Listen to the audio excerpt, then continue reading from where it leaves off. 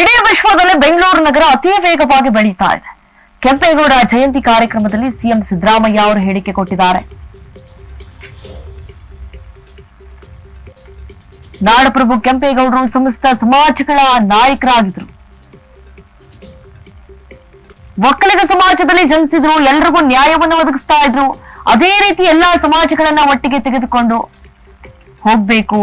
ಎಲ್ಲರನ್ನ ಒಳಗೊಂಡಂತಹ ಸಮಾಜದ ನಿರ್ಮಾಣವೇ ಸಂವಿಧಾನದ ಆಶಯ.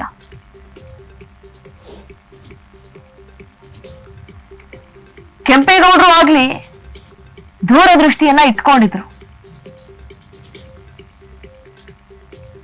300 ವರ್ಷಗಳ ಬಗ್ಗೆ ಯೋಚನೆ ಮಾಡೋರನ್ನು ಸ್ಟೇಟ್ಸ್ಮ್ಯಾನ್ ಅಂತಾರೆ. ನಾಡಪ್ರಭು ಕೆಂಪೇಗೌಡರು ಕೂಡ ಸ್ಟೇಟ್ಸ್ಮ್ಯಾನ್ ಆಗಿದ್ರು. ಹಂಪಿಯಿಂದ ಪ್ರೇರಣೆಯಾಗಿ ಅಭಿವೃದ್ಧಿ ಮಾಡುವಂತಹ ಉದ್ದೇಶ ಇತ್ತು.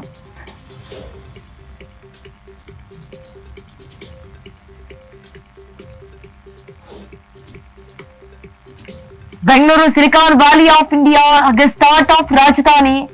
ಬೆಂಗಳೂರು ಶಿಕ್ಷಣ ಮತ್ತು ಹಬ್ಬ ಆಗಿದ್ರೆ ಕೆಂಪೇಗೌಡ ಅವರೇ ಕಾರಣ. ಕೆಂಪೇಗೌಡರ ಜಯಂತಿ ಕಾರ್ಯಕ್ರಮದಲ್ಲಿ ಸಿಎಂ ಸಿದ್ದರಾಮಯ್ಯ ಅವರು ಹೇಳಿಕೆಯನ್ನ ಕೊಟ್ಟಿದ್ದಾರೆ. ಇವತ್ತು ಇಡೀ ವಿಶ್ವದಲ್ಲೇ ಬೆಂಗಳೂರು ನಗರ ಅತಿ ವೇಗವಾಗಿ ಅತಿ ಫಾಸ್ಟ್ ಆಗಿ ಬೆಳೀತಾ ಇದೆ ಬಿಕಾಸ್ ಆಫ್ ಕೆಂಪೇಗೌಡರ ಜಯಂತಿ ಇತ್ತು. ಆ ಕಾರ್ಯಕ್ರಮದಲ್ಲಿ ಸಿಎಂ ಸಿದ್ದರಾಮಯ್ಯ ಅವರು ಭಾಷಣ ಮಾಡುವಂತಹ ಸಂದರ್ಭದಲ್ಲಿ ಈ ಒಂದು ಹೇಳಿಕೆಯನ್ನ ಕೊಟ್ಟಿದ್ದಾರೆ. ಇವತ್ತು ನಾಡಪ್ರಭು ಕೆಂಪೇಗೌಡರ 516ನೇ ಜಯಂತಿ ಸಂಭ್ರಮ ಸಡಗರ ಎಲ್ಲೆಡೆ ಮನೆ ಮಾಡಿತ್ತು. ಅದೇ ಸಂದರ್ಭದಲ್ಲಿ ಪುಷ್ಪಾರ್ಚನೆ ಮಾಡುವ ಮೂಲಕ ಇವತ್ತು ಜಯಂತಿಯನ್ನ ಆಚರಿಸಿದ್ದಾರೆ. ಸೊ ಅದೇ ಸಂದರ್ಭದಲ್ಲಿ ಭಾಷಣ ಮಾಡಿದ್ರಲ್ಲ, ಎಲ್ಲರನ್ನ ಒಳಗೊಂಡಂತಹ ಸಮಾಜದ ನಿರ್ಮಾಣವೇ ಸಂವಿಧಾನದ ಆಶಯ. ಕೆಂಪೇಗೌಡರು ಆಗಲೇ ದೂರದೃಷ್ಟಿಯನ್ನ ಇಟ್ಕೊಂಡ್ಬಿಟ್ಟಿದ್ರು. 300 ವರ್ಷಗಳ ಬಗ್ಗೆ ಯೋಚನೆ ಮಾಡೋರನ್ನ ಸ್ಟೇಟ್ಸ್ಮ್ಯಾನ್ ಅಂತಾರೆ. ನಾಡಪ್ರಭು ಕೆಂಪೇಗೌಡರು ಕೂಡ ಸ್ಟೇಟ್ಸ್ಮ್ಯಾನ್ ಅಂತ ಆಗಿದ್ರು. ಹಂಪಿಯಿಂದ ಪ್ರೇರಣೆಯಾಗಿ ಅಭಿವೃದ್ಧಿ ಮಾಡುವಂತಹ ಉದ್ದೇಶ ಇತ್ತು. ಅದರಿಂದಲೇ ಯಾವ ರೀತಿ ಈಗ ಬೆಂಗಳೂರು ವೇಗವಾಗಿ ಬೆಳೀತಾ ಇದೆ ಅದಕ್ಕೆ example Bengaluru silicon valley of India, start of ರಾಜಧಾನಿ. ಬೆಂಗಳೂರು ಶಿಕ್ಷಣ ಮತ್ತು ಹಬ್ಬ ಆಗಿದ್ರೆ ಅದಕ್ಕೆ ಮೂಲ ಕಾರಣ ಅಂತಂದ್ರೆ ಕೆಂಪೇಗೌಡ್ರೆ. ಇವತ್ತು ಜಯಂತಿ ಕಾರ್ಯಕ್ರಮದಲ್ಲಿ ಸಿಎಂ ಸಿದ್ದರಾಮಯ್ಯ ಅವರು ಹೇಳಿಕೆಯನ್ನ ಕೊಟ್ಟಿದ್ದಾರೆ. ಕೆಂಪೇಗೌಡರು ಈ ದೂರದೃಷ್ಟಿಯನ್ನ ಇಟ್ಕೊಂಡಿದ್ರು ಅಂತಕ್ಕಂಥದನ್ನ ನಾವು ಮರೀಲಿಕ್ಕೆ ಸಾಧ್ಯ ಇಲ್ಲ. ಈ ದೂರದೃಷ್ಟಿ ಆಡಳಿತ ಇದೆಯಲ್ಲ, ಅದಕ್ಕೆ ಹೇಳೋದು, ನಾಳೆ ನೆಕ್ಸ್ಟ್ ಚುನಾವಣೆ ಬಗ್ಗೆ ಮಾತಾಡೋರು ರಾಜಕಾರಣಿಗಳು. ನಾಳೆ ಚುನಾವಣೆ ಬಗ್ಗೆ ಯೋಚನೆ ಮಾಡೋರು, ಏನ್ ಮಾಡ್ತೀವಪ್ಪ, ಚುನಾವಣೆಯಲ್ಲಿ ಗೆಲ್ತೀವ ಇಲ್ವಾ ಅಂತ ಯೋಚನೆ ಮಾಡೋರು ರಾಜಕಾರಣಿಗಳು. 100 ವರ್ಷಗಳು, 200 ವರ್ಷಗಳು, 300 ವರ್ಷಗಳನ್ನ ಯೋಚನೆ ಮಾಡ್ತಕ್ಕಂಥವ್ರು, ಬೆಂಗಳೂರು ಏನಾಗಬೇಕು, ಯಾವ ರೀತಿ ಬೆಳಿಬೇಕು ಅಂತ ಯೋಚನೆ ಮಾಡ್ತಕ್ಕಂಥವ್ರು ಅವರು ಸ್ಟೇಟ್ಸ್ಮನ್ ಅಂತ ಕರಿತೀವಿ.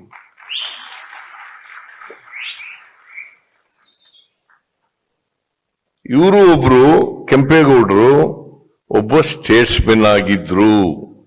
ಆಗ್ಲೇನೆ ಎಲ್ಲ ಜನರಿಗೂ ಕೂಡ ಅವರವರ ವೃತ್ತಿ ಮೇಲೆ ಬದುಕ್ತಕ್ಕಂಥ, ಮಾರುಕಟ್ಟೆ ಮಾಡ್ತಕ್ಕಂಥ ವ್ಯವಸ್ಥೆಯನ್ನ ಮಾಡಿಕೊಟ್ಟಿದ್ರು. ಅದಕ್ಕೆ ಅನೇಕ ಪೇಟೆಗಳನ್ನು ನಾವು ಕಾಣಲಿಕ್ಕೆ ಸಾಧ್ಯ ಆಗ್ತದೆ. ದೊಡ್ಡಪೇಟೆ, ಚಿಕ್ಕಪೇಟೆ, ಅರಳೆಪೇಟೆ, ನಗರಪೇಟೆ ಅಂತ ಈ ತರ ಪೇಟೆಗಳನ್ನೆಲ್ಲ ನೋಡ್ಲಿಕ್ಕೆ ಸಾಧ್ಯ ಆಗ್ತದೆ. ಅದು ಆಗ್ಲೇನೆ 500 ವರ್ಷಗಳ ಹಿಂದೆನೆ ಅದು ಒಂದು ದೊಡ್ಡ ಹಳ್ಳಿಯಾಗ ಕೆಂಪೇಗೌಡರು ಇದ್ದಂತ ಸಂದರ್ಭದಲ್ಲಿ ಹಳ್ಳಿ ಕೃಷ್ಣ ಬೈರೇಗೌಡ ಹೇಳ್ತಾ ಇದ್ರು, ಹಂಪಿ ನೋಡಿ ಅವ್ರಿಗೆ ಪ್ರೇರಣೆ ಬಂದಿತ್ತು. ಅಂದ್ರೆ ಆ ಕಾಲದಲ್ಲೇ ಇದ್ರು, 16ನೇ ಶತಮಾನದಲ್ಲಿ. ಆಗ ಹಂಪಿ ಬಹಳ ಪ್ರವರ್ಧಮಾನಕ್ಕೆ ಬಂದಿದ್ದಂತ ಪರಿಸ್ಥಿತಿನಲ್ಲಿದ್ದಂತ ಕಾಲ. ಇವರೊಬ್ರು ಸಾಮಂತ ರಾಜರು, ಅವರಿಂದ ಪ್ರೇರಣೆಯನ್ನ ಪಡ್ಕೊಂಡು ಇಡೀ ಬೆಂಗಳೂರನ್ನ ಅಭಿವೃದ್ಧಿ ಪಡಿಸಬೇಕು ಅಂತಕ್ಕಂಥದ್ದು ಅವರ ಉದ್ದೇಶ ಇತ್ತು. ಹಾಗಾಗಿ ಇವತ್ತು ಬೆಂಗಳೂರು ಅನೇಕ ಸಿಲಿಕಾನ್ ವ್ಯಾಲಿ ಆಫ್ ಇಂಡಿಯಾ ಅಂತ ಆಗಿದ್ರೆ, ಸ್ಟಾರ್ಟ್ಅಪ್ಸ್ ನ ರಾಜಧಾನಿ ಅಂತ ಆಗಿದ್ರೆ,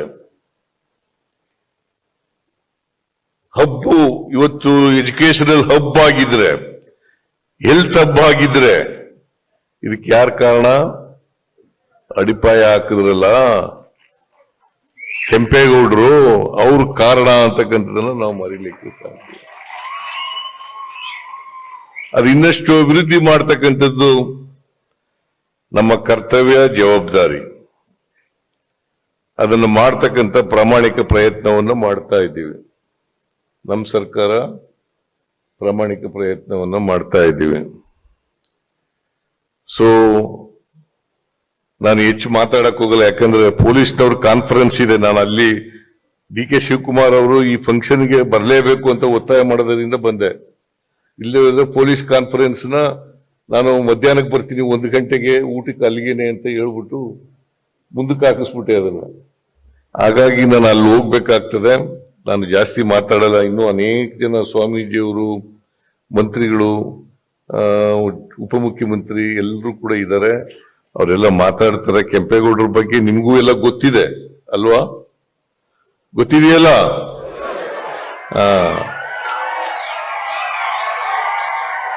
ಇದೇ ಸಂದರ್ಭದಲ್ಲಿ 3 ಸಂಸ್ಥೆಗಳಿಗೆ ಇವತ್ತು ಗೌರವಿಸ್ತಕ್ಕಂಥ ಕೆಲಸವನ್ನು, ಪ್ರಶಸ್ತಿ ಕೊಟ್ಟು ಗೌರವಿಸ್ತಕ್ಕಂಥ ಕೆಲಸವನ್ನು ಮಾಡಿದ್ದಾರೆ. ಒಂದು ಇಂಡಿಯನ್ ಇನ್ಸ್ಟಿಟ್ಯೂಟ್ ಆಫ್ ಸೈನ್ಸ್, ಎರಡನೇದು ಕೆಂಪೇಗೌಡ ಅಂತಾರಾಷ್ಟ್ರೀಯ ಏರ್ಪೋರ್ಟ್, ವಿಮಾನ ನಿಲ್ದಾಣ. ಅದು ಒಂದು ಹೇಳ್ಬಿಡ್ತೀನಿ ನಾನು. ಕೆಂಪೇಗೌಡ ವಿಮಾನ ನಿಲ್ದಾಣ ಅಂತ ಹೆಸರಿಟ್ಟವರು ನಮ್ಮ ಸರ್ಕಾರ ಇದ್ದಾಗ್ಲೇ ಅಂತಕ್ಕಂಥದನ್ನ ಮಾಡ್ಕೋಬೇಕ, ಜ್ಞಾಪಕ ಇಡಬೇಕಾಯ್ತು. ಅದಕ್ಕೆ ಮೊದಲು ದೇವನಹಳ್ಳಿ ಅಂತಾರಾಷ್ಟ್ರೀಯ ವಿಮಾನ ನಿಲ್ದಾಣ ಅಂತ ಇತ್ತು.